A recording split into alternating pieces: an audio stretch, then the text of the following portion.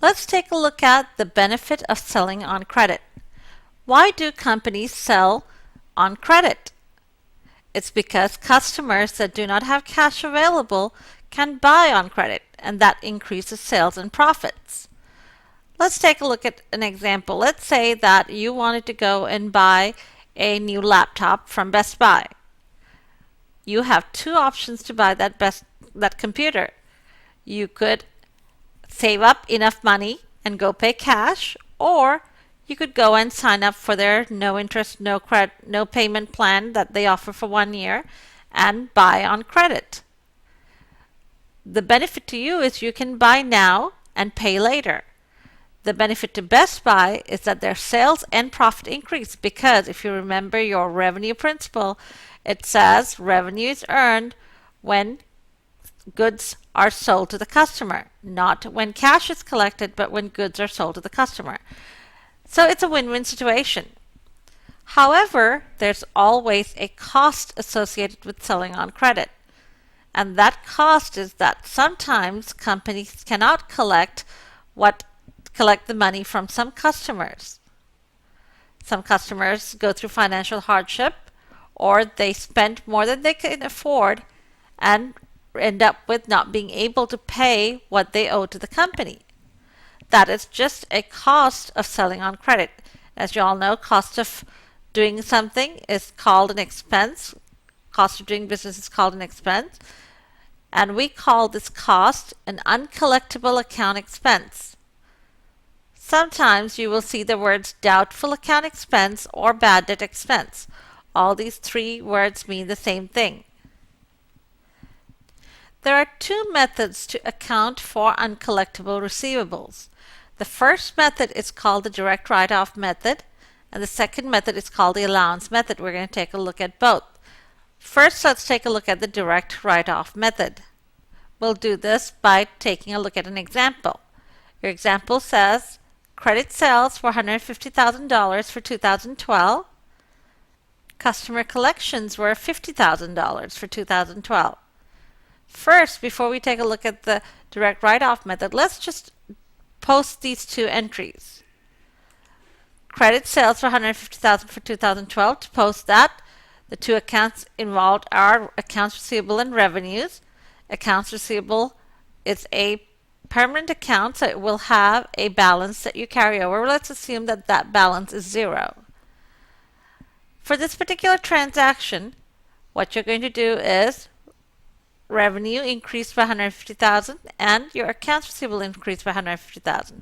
So you're going to debit accounts receivable and credit revenue for $150,000. The next one says customer collections were $50,000 for 2012. You know that we collect cash from customers, so the two accounts that are involved would be cash and accounts receivable. And what you're going to do is you are going to debit cash $50,000 and credit accounts receivable $50,000 for the amounts that we collected from customers during the year. Now let's take a look at how we would handle uncollectible amounts from customers. If you are using the direct write-off method, you need to know how much of your customers' accounts were write-offs for the year. A write-off is where a company has tried to collect on a customer's balance. They've tried everything. They've sent several statements. It's been 6 months, and they've decided that this customer balance is not collectible anymore. This customer who we sold goods or services to will not be paying us a balance. So we are going to write it off. For this example, I'm going to tell you that the write-offs of uncollectible accounts for 2012 was $10,000. If you're using the direct write-off method, all you do is you take the amount of the write-off, which again is the amount that we decided we're not going to attempt to collect anymore from the customer. And what you're going to do is you're going to create a new account called uncollectible account expense. You are going to debit your uncollectible account expense for $10,000 and credit your accounts receivable for $10,000. we decided that this $10,000 was not collectible anymore. That $10,000 was part of our $150,000 sales.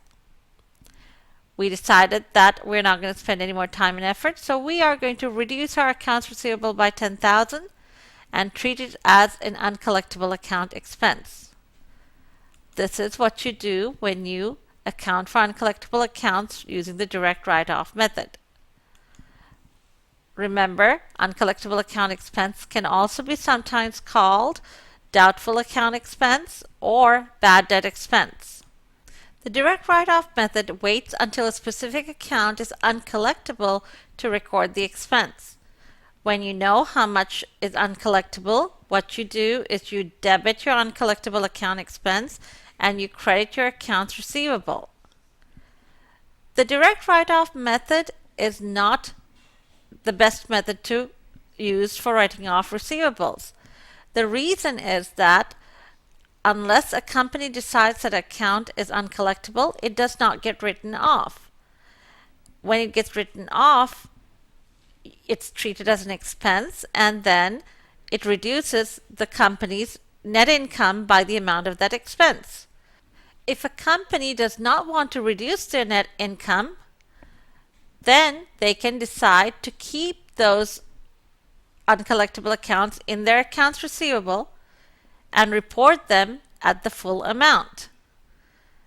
If a company does this over and over again down through the years, the assets could be overstated on the balance sheet.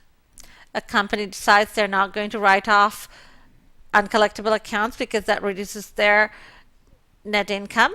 They are going to overstate assets on their balance sheet, and therefore investors and creditors are not getting accurate information.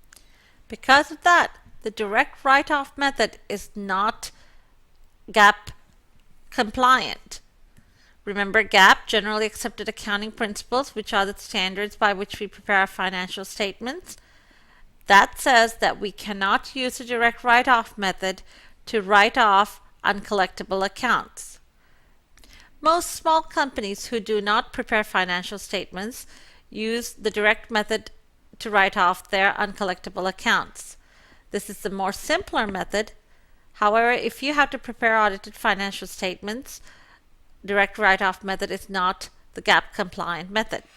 Also, just for your information, IRS only allows the direct write-off method to write off your bad debt expenses.